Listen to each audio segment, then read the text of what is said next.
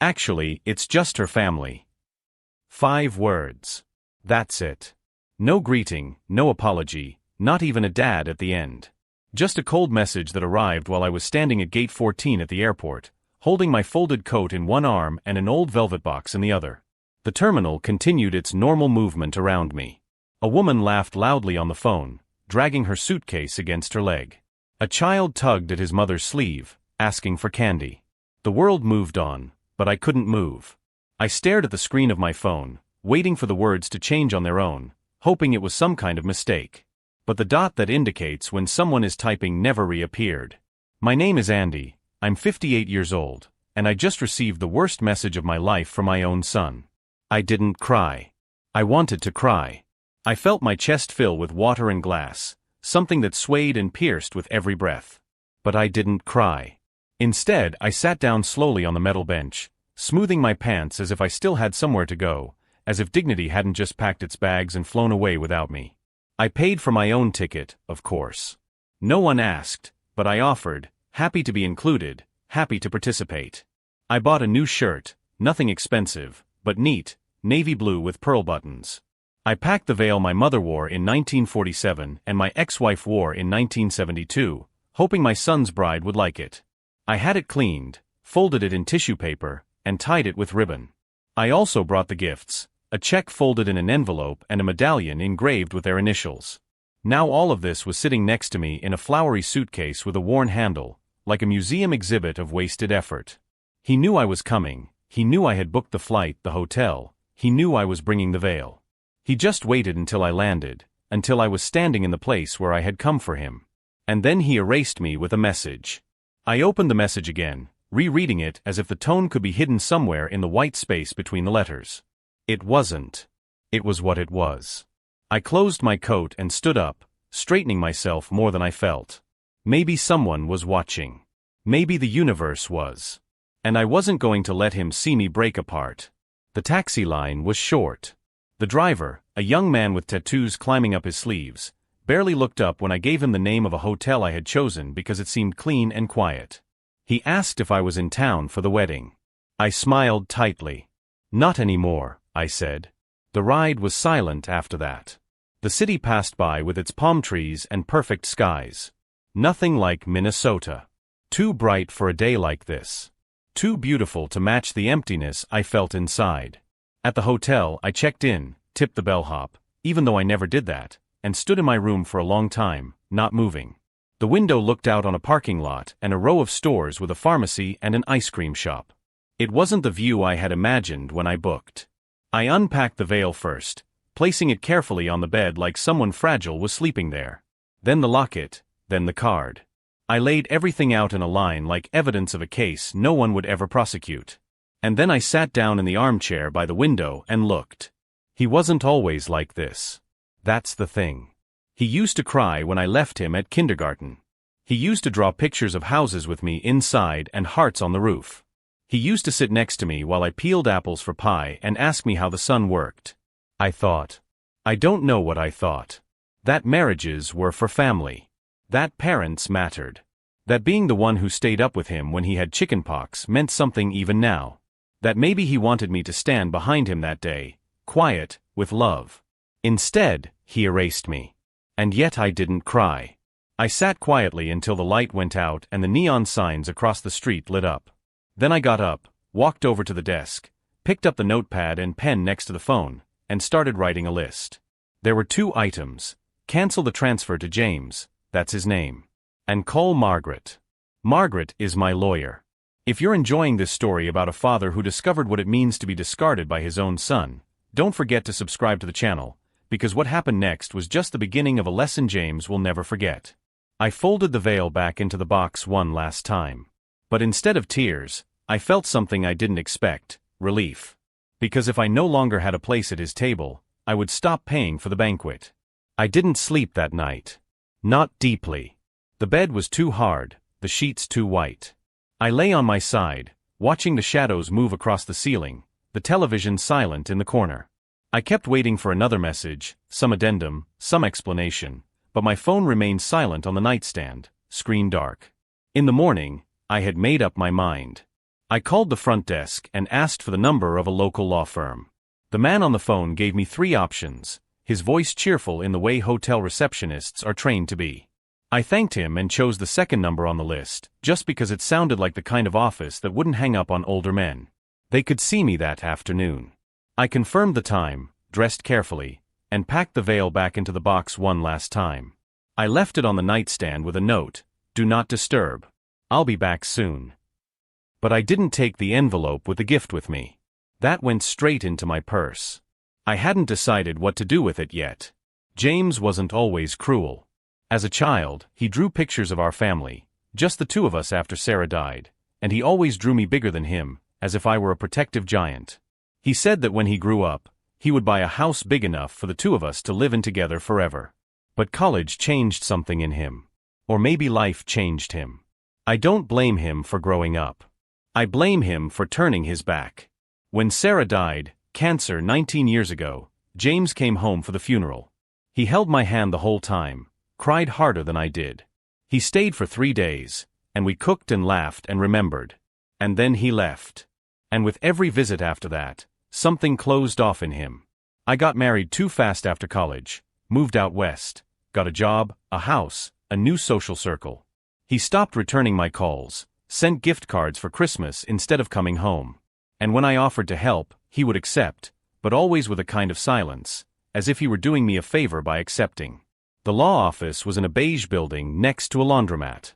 It didn't look like much, but the woman who met me in the waiting room had silver hair and the kind of direct gaze I trusted. "Mr. Whitney," she said, "I'm Anne. I need to update my will," I said without preamble, "and set up a trust fund." And nodded, without asking why. She took me into her office and poured me a glass of water. I liked her already. "I want to remove my son, James Whitney, as a beneficiary," I said. "Completely. And I want everything to go to my granddaughter." She raised an eyebrow slightly. "May I ask why?" "Because she's the only one who's ever told me the truth," I said. "And because I'm not leaving my life's work to a man who deletes his own mother like she's spam." And didn't react with surprise or compassion. She just took notes. "Does your granddaughter have a legal guardian?" "She's 18, a freshman in college." "Brilliant. Then it's simple," she said. "We'll draft a will and a lifetime trust fund." "Any specific conditions?" "Yes," I said. "She can't touch a penny until she's 25, except for education, medical care, or buying her first home." "Very reasonable." "She's kind, smart, but young. I want to help her, not ruin her." And looked at me and smiled. "You're not ruining anyone, Mr. Whitney. You're restoring balance." It took 2 hours. When I left, I had a folder with copies and a business card. I didn't feel triumphant. I didn't feel anything. Just calm, as if I had finally stopped waiting for someone else to do the right thing. Back at the hotel, the sun was beginning to set again. Another perfect California sky. I sat down in the same chair by the window, but something was different. The veil was still on the nightstand. I didn't move it. Instead, I picked up my phone and texted my granddaughter, Clara. "Honey, are you free for lunch tomorrow?" She replied within 2 minutes. "Of course, Grandpa. Where should we meet?" And just like that, I wasn't uninvited from everything. Just from a wedding. Clara had her father's eyes. That was always the first thing people noticed. Set apart, dark, thoughtful. But where his had become cautious with age, hers were open, questioning, the kind of eyes that wait for answers rather than closing questions. She found me in a small cafe 3 blocks from the hotel, wearing jeans and a white blouse, her hair pulled back in a braid like when she was 10. She hugged me the moment she saw me. "You look beautiful," she said. I almost said, "Don't lie," but I held back. Let her talk. Let her have that. I'd spent too many years dismissing kindness as if it had an expiration date. We ordered sandwiches and iced tea, and then she leaned forward and asked quietly, "Grandpa, what happened?" I took a long sip of tea. "Your father decided I wasn't invited, that's all." Her eyebrows furrowed. "But he said you weren't feeling well, that you might not fly." I smiled sadly. "He did? That's generous of him." She looked down, fiddling with the straw. "He didn't say much, actually, just that the wedding would be small, that it would mostly be her family. Well, that part's true, I said. It was her family by design. She looked up, her face tense with something between concern and shame. He shouldn't have done that. No, I said softly. He shouldn't have. I didn't tell her how I felt at the airport, how my knees went a little weak reading that message. I didn't describe the silence in the room, the weight of the family veil still folded in the box. Some things weren't for grandchildren to carry. Can I ask you something? Clara said. What happened between you two, you and Dad? I leaned back, the question sinking deep. What happened? As if it were one thing, a single moment, a clean break. But it wasn't. It was 1,000 little things over the years, like standing in the ocean and slowly realizing that the tide is pulling you out. He changed, I said finally. College changed him. Or maybe life changed him. I don't blame him for growing up. I blame him for turning his back. Clara didn't speak. She just listened. That alone meant more than she could know. When his mother died, I said, James came home for the funeral. He held my hand the whole time, cried more than I did. He stayed for 3 days, and we cooked and laughed and remembered. And then he left. And with every visit after that, something closed in him. I picked up my sandwich but didn't take a bite. He got married fast, moved out west, got a job, a house, a new circle of friends. He stopped returning my calls, sent Christmas cards instead of coming home. And when I offered to help, he accepted, but always with a kind of silence, as if he were doing me a favor by accepting. Clara was quiet. Did he ever say why? No, but I knew. You knew what? I hesitated. That I embarrassed him. I was a public school teacher, not glamorous, not polished. I wore cardigans with loose buttons and brought Jell-O salads to potlucks. His wife's family, well, they come from money. They talk a certain way, dress a certain way. I never fit in. But that's no excuse. No, I shrugged. But people don't need excuses to abandon you. They just need convenience. Clara looked like she was going to cry, but she didn't. She had my bone structure. I saw it in her chin. I want you to know something, I said. I'm not telling you this to make you choose sides. I'm telling you because no one else will, because it's the truth. And because I want you to understand that what your father did to me has nothing to do with who you are or who you're going to become. She nodded slowly. Thank you for telling me. I took the envelope I had brought for her father and his fiancée out of my bag. Inside was the locket, not the check, which was already being redirected. I brought this for the wedding, I said. But I think I brought it for you. She opened it carefully. The locket was small and gold, engraved with delicate initials. C.W. and A.W. Clara Whitney and Andy Whitney, my full name, Andrew. She blinked quickly. I don't know what to say. Just say you'll keep it, I said. I will. But what she didn't know yet was that the check would go into the trust fund, the veil would go back into the closet, and her life was about to change in ways she couldn't even imagine. Because sometimes, when you lose a child, you discover you had a granddaughter all along. And that was enough to rebuild. I went back to the bedroom and did something I hadn't done in years. I took a sheet of paper and started doing math. Not on a computer, not on a calculator, but by hand with a pen, like in the old days when I taught math to third graders. I started with 2003. A check for $12,000 for James and his wife's first apartment. It's temporary, Dad, just until we get settled. They moved a year later to a condo that his in-laws helped finance. No one mentioned my share. 2005, $7,800 to pay off credit cards. He had lost his job, said the bills were piling up. I remember sitting at my kitchen table, reading his email twice before calling the bank. 2007, Clara was born. I offered to set up a college savings account. He said it was too early, that they would set something up on their own. They never did.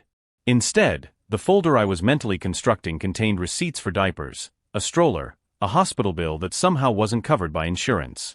2011, torn knee ligament. He didn't have enough sick days, said the insurance deductible was too high. $2,300. I transferred it that same day. 2015, the car broke down. Not the fancy car his wife drove, the older one, for errands. I covered the repairs. $1,200. A year later, the roof leaked. He called in the middle of the night, his voice hurried, low, as if he didn't want anyone else to hear. Dad, I hate to ask, but he didn't hate to ask. I transferred $8,000 that morning. In total, my bills showed $57,000 over 20 years. Not counting gifts, not counting flights to visit. Not counting the groceries I bought when they were tight that month. Not counting the coat I bought Clara every winter until she was 17. Not counting the new laptop I sent when he said hers broke. It wasn't about the money. It never was. If he had said thank you, if he had looked me in the eye and called just to talk, it would have balanced out. But somewhere along the way, it stopped being help and became expectation. A silent tax on fatherhood. I didn't notice the change at first. The first 5 years, every dollar felt like a hug from afar. But eventually, the calls only came when something was needed. And the warmth dried up. Gifts went unmentioned. Deposits went unacknowledged. Last year on his birthday, I sent a check. Just a gesture. He cashed it the next day. He didn't call. The last piece of paper in the mental folder was from 4 months ago.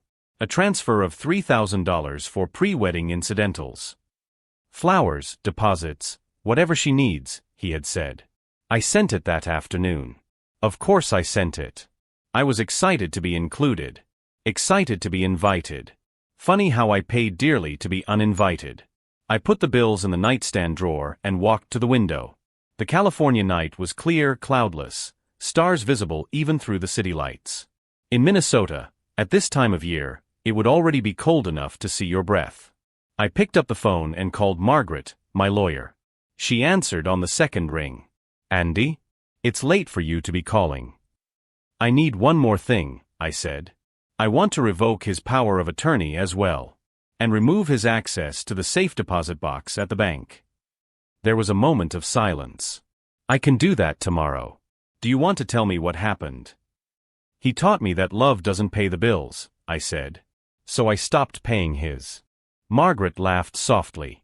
Finally. I'll get the papers ready. After I hung up, I sat on the bed and looked at the box with the veil.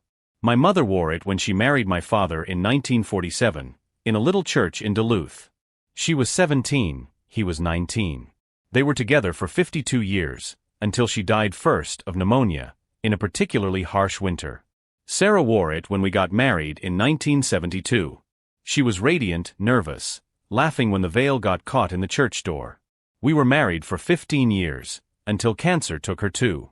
I thought it would be nice if it stayed in the family. Something passed down from generation to generation, women who stayed, who worked, who loved stubbornly. Now it was here, in a box in a hotel room, waiting for a bride who would never know it existed. My phone buzzed. A message from Clara. Grandpa, Dad seems strange today.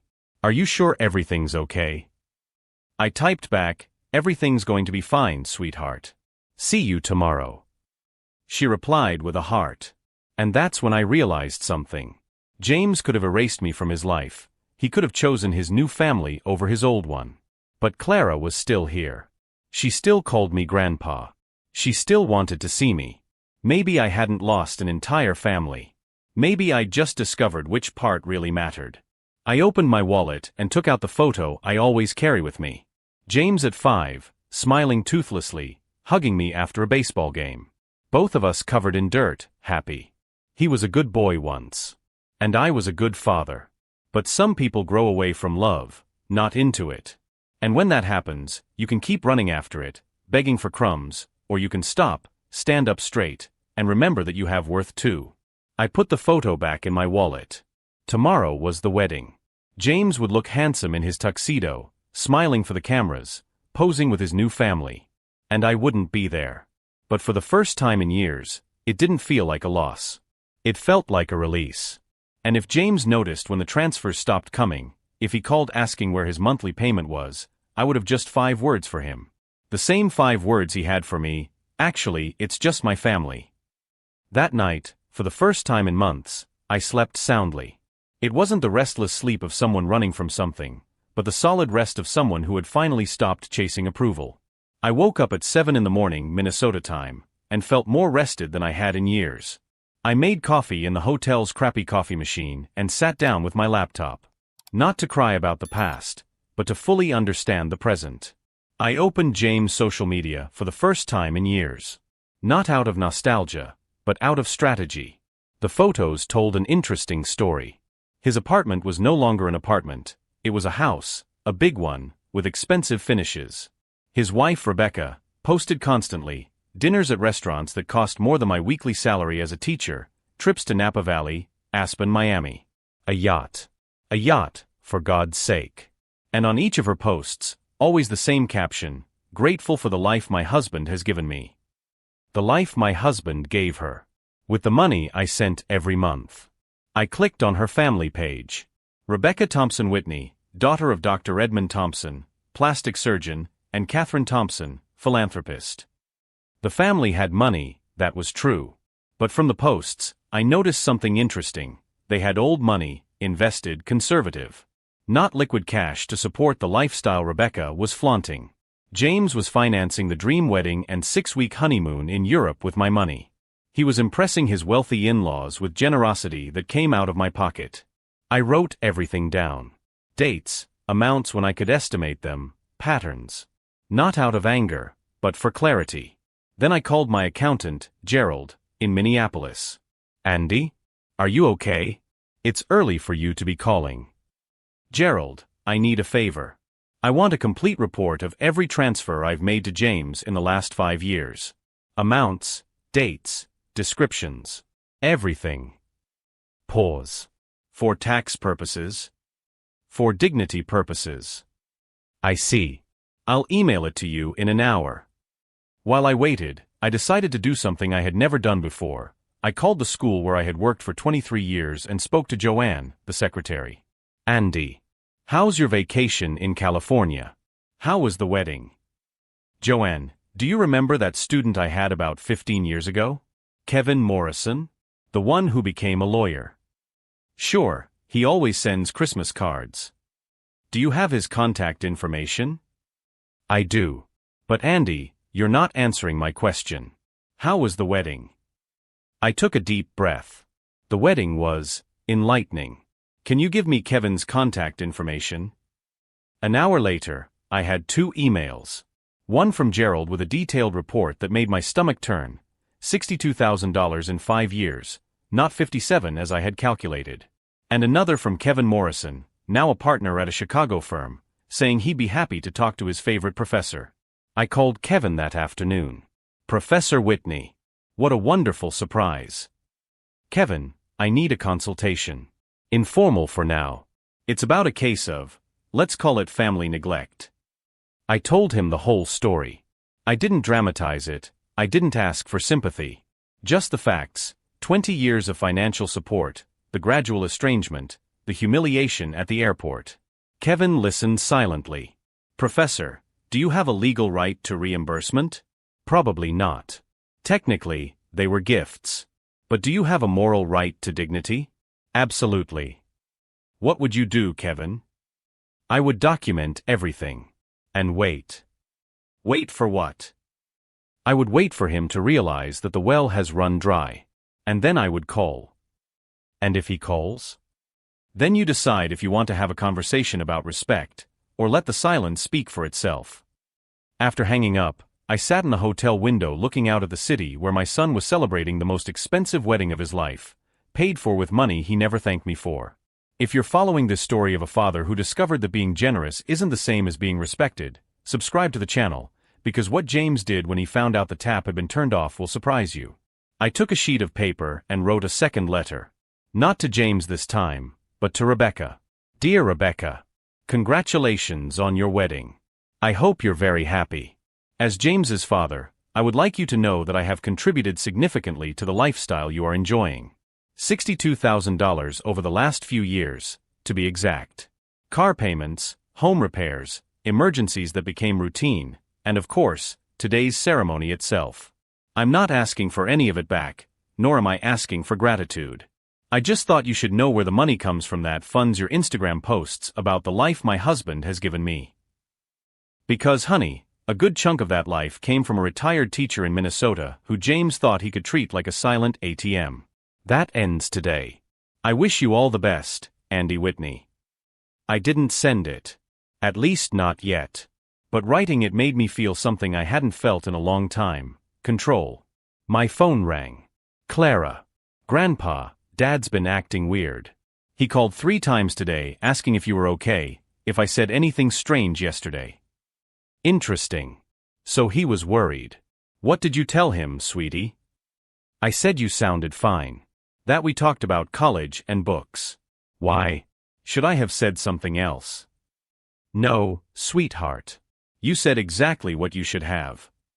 But as Clara went on about wedding preparations, about how Rebecca's family was kind of weird, about how she herself was feeling out of place, I realized something. James wasn't worried about me. He was worried about what I might have said to Clara. He was worried that her version of the story, that I wasn't feeling well enough to travel, might be confronted with the truth. And that told me everything I needed to know about the kind of man my son had become. Not just someone who excludes his father from his wedding, but someone who lies to his own daughter to cover up his cruelty. That night, I finished organizing all the documents. The transfers, the emails, the messages, even screenshots of their Instagram posts showing the lifestyle I had financed. Everything in chronological order, everything dated, everything verifiable. It wasn't for a court. It was for the inevitable moment when James realized the money had stopped coming and wanted to know why. And when that moment came, not if, but when, I would be ready. Because the difference between a desperate man and a prepared man is simple: one begs, the other chooses. And after 20 years of begging for crumbs of affection from my own son, I had finally chosen to stop. The question was no longer whether James would notice. The question was, what would he do when he did? And more importantly, would it be too late to fix what had broken, or would he double down on his arrogance? Because tomorrow morning, while he was waking up as a married man, I would be waking up as a free man. And that freedom, I discovered, came at a price James didn't yet know he would have to pay. The wedding was on a Saturday morning. I knew because Clara had mentioned it without realizing. I didn't go, of course, but at 10 o'clock, the time of the ceremony, I did something I never thought I would do. I called the bank. I need to cancel the automatic debit that goes out on the 15th, I said to Amanda, the manager who had known me for years. The $850 for James Whitney? That's the one. May I ask why, Mr. Whitney? Just for our records. Change in family circumstances, I said. Permanent. At 2 in the afternoon, I made the second call. To the credit card company where James had been an authorized user for 5 years. I want to remove James Whitney as an authorized user and cancel his card immediately. Mr. Whitney, I see here that there is a pending purchase of $3,000 made last night. Something about a florist and event decorator. The wedding flowers. Paid for on my card at the last minute. Cancel the card now, I said, and dispute that purchase. At 4 in the afternoon, the third call. To the dealership where James financed his wife's car last year, using me as a co-signer. I need to remove my guarantee from the loan. Mr. Whitney, that will require immediate payment of the outstanding balance. Would you like me to calculate the amount? Calculate it. $27,400, sir. Perfect. They have 48 hours to pay or you repossess the vehicle. James didn't call on Saturday. Or Sunday. I figured he was too busy on his honeymoon to check his bills. Or maybe Rebecca was distracting him with plans for the next 6 months of paid vacations with, well, money that no longer existed. The first call came on Monday at 6 in the morning California time. 3 hours later for me. Dad. His voice was tense, controlled. I need to talk to you. Good morning, James. How was the honeymoon? Dad, what happened to the transfers? The bank said you canceled them. I did. Long silence. Then why? Because it's just my family now. Another silence. Longer. I could hear him breathing, processing. Dad, I don't understand. Are you mad about the wedding? I explained that it was Rebecca's decision, not mine. Her family is very private about these things. James, I said calmly, you sent me a 5-word text message disinviting me from your wedding while I was at the airport. It wasn't Rebecca. It was you. Dad, you're overreacting. It was just $62,000, James. What? $62,000 over the last 5 years. I have the spreadsheet right here in front of me. Do you want me to read you the individual amounts, or would you prefer the grand total for the last 20 years? He didn't answer. I also canceled your authorization on my credit card, I continued. And I withdrew my guarantee on Rebecca's car loan. Oh, and I rewrote my will. Clara is now the sole beneficiary. Dad, you can't be serious. I've never been more serious in my life. But Dad, we depend on that help. You know that. You depend on it? I laughed, a humorless sound. James, you spent $3,000 on wedding flowers alone. On my card. Rebecca posts pictures of dinners that cost more than my weekly salary as a teacher. You don't depend on my help. You depend on my silence. That's not how it is. That's exactly how it is. You live a lifestyle you can't afford using my money, while treating me like I'm an inconvenience. Like I'm too embarrassing to be at your wedding. His voice grew higher, more desperate. Dad, please. We can talk about this. When you get home. I'm already home, James. And we've talked. Dad, wait. The car, you said. 48 hours. Now it's 47. And I hung up. The phone rang again immediately. I didn't answer. It rang 5 more times in the next 10 minutes. I didn't answer. Then came a string of messages. Dad, answer the phone. Please, we need to work this out. You can't be serious about the will. Rebecca is crying. She doesn't understand. Pick up the phone. I deleted them all without answering. On Tuesday, Clara called me. Grandpa, Dad called crying. He said you two had a fight and that you cut off all financial support. That's true, honey. He said it was a misunderstanding about the wedding. That you misinterpreted a message. I laughed softly. Clara, can I ask you a question? Of course. The day we had lunch, you said your father had told you I wasn't feeling well enough to travel. Do you remember that? I remember. But I was there, wasn't I? I flew there. I stayed at the hotel. We had lunch together. Long silence. Grandpa, he lied to me. Yes, dear. He lied. He lied to me to cover up that he didn't invite you. That's right. Another pause. Grandpa, I didn't know. If I had known, I would have. You didn't have to know, Clara. It wasn't your responsibility. But now that you do, you need to decide if you want to continue being an accomplice to the lies or if you want to be part of the truth.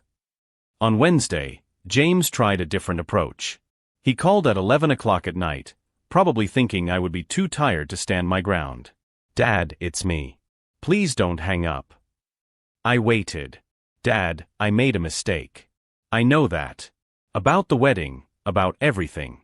But cutting me off like this, it's not just punishing me. It's punishing Rebecca too. She didn't do anything wrong. James, I said calmly, Rebecca posted a photo of you two yesterday at the most expensive restaurant in San Francisco with the caption grateful for the life my husband provides me. With the money I provide. Dad. That dinner was on my card. $470. While I was eating a tuna sandwich at home.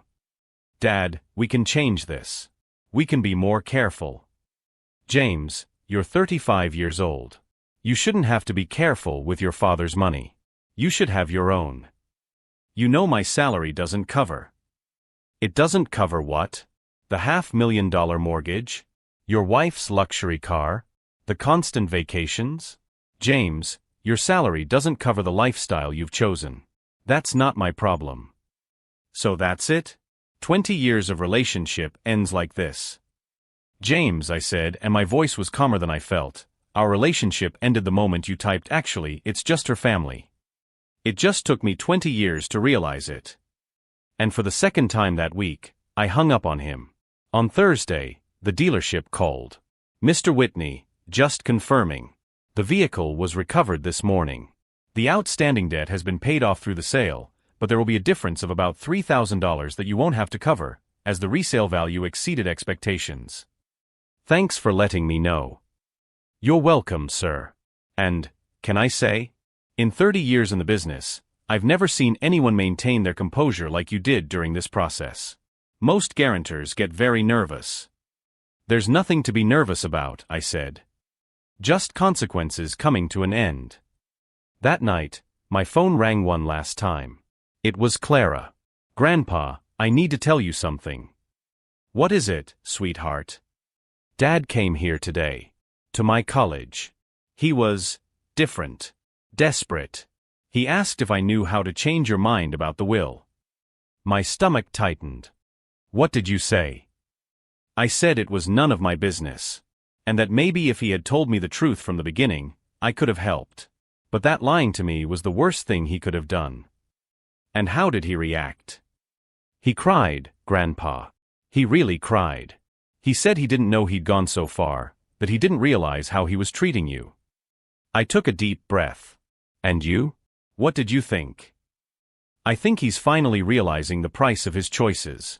And I think it's about time. That was exactly it. After 20 years of paying for my son's choices, it was finally time for him to pay for his own. And while he figured out how to explain to his wife that they no longer had the money for the lifestyle she posted on Instagram, I was discovering something I hadn't expected. Freedom is priceless.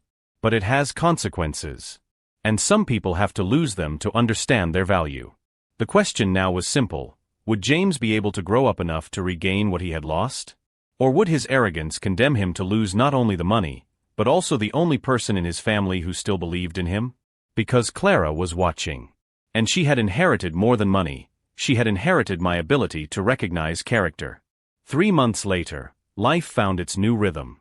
Clara visits me every Thursday for dinner. We cook together, talk about the books she's reading, her plans for after college. She wears the locket all the time, and when I ask about James, she just shakes her head. He and Rebecca moved into a smaller apartment, she tells me on one of those Thursdays. He got a job selling insurance. She's not very happy with the lifestyle change. I feel no satisfaction in that. Just a kind of quiet peace. What about you, Grandpa? Are you happy? I look around my house. Simple but mine. I pay my own bills, buy my own food, sleep peacefully knowing I owe nothing to anyone who treats me badly. I'm complete, dear. James called once, 6 weeks ago. His voice sounded different, older, tired. Dad, I understand. I finally understand what I did. I'm glad, James. Can we, maybe have lunch sometime? When you're ready. Maybe, I said. When you prove you've changed, not just with words. He's trying. Clara tells me he asks about me, that he seems genuinely remorseful. But remorse and change are two different things. The family veil is stored in the cedar chest. Maybe Clara will wear it one day, or maybe not. It doesn't matter anymore. What matters is that she understands its value, not as an object, but as a symbol of women who respected themselves enough to set boundaries. Yesterday, I received a letter from the bank. Clara's trust fund has grown with interest. She will have a solid foundation when she needs it, but more importantly, she has learned that dignity is priceless. If this story touched you, if you recognized your own struggle for respect, don't forget to subscribe to the channel. Because sometimes, the greatest revenge is not destroying those who hurt us, it is rebuilding ourselves so strong that their opinions become irrelevant. James lost more than money. He lost a father who loved him unconditionally and gained a father he now loves conditionally, based on mutual respect. As for me, I discovered that when you stop begging for love, sometimes it finds its way back. But now, it comes on his terms. And that, I've discovered, is worth more than any bank account in the world.